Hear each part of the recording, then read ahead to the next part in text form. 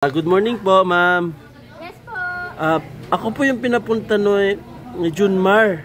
O kasi pinasok niya po ako ng trabaho dito. Ano pong trabaho ko, ma'am?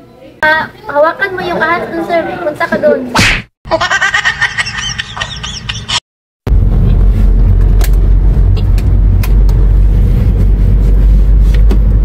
Bayaw.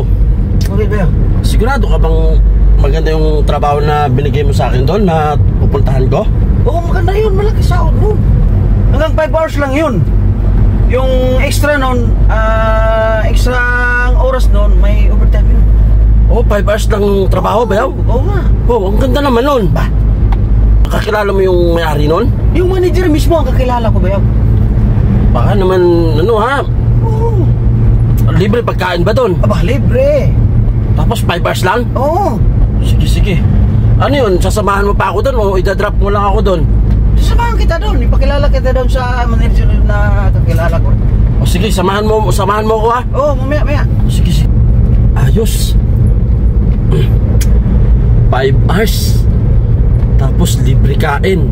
Tapos pag dumagpas ng 5 hours, overtime. Okay. Okay, maganda trabaho to. Bel, dito na ba yun? Oo, dito na yun. Saan yung manager?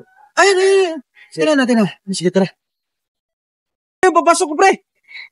Ha?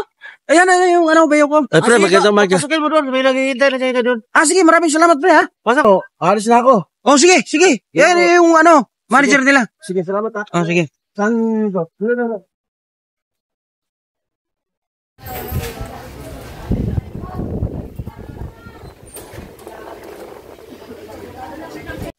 Good morning po, ma'am. Yes po. Ako po yung pinapunta ni Junmar. O kasi pinasok niya po ako ng trabaho dito. Ano pong trabaho ko, ma'am? Hawakan mo yung ahas dun, sir. Punta ka dun. Doon po. Opo, dun po sa ahas. Ayun po yung trabaho ko. Yes po, sir. Sige, sige. Salamat po, ma'am. Napunta na po ako doon, ma'am. Sige po.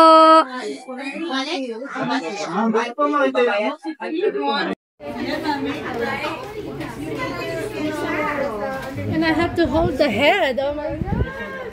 Ito ba yung hahawakan ko? Ito ba yung kakargahin ko?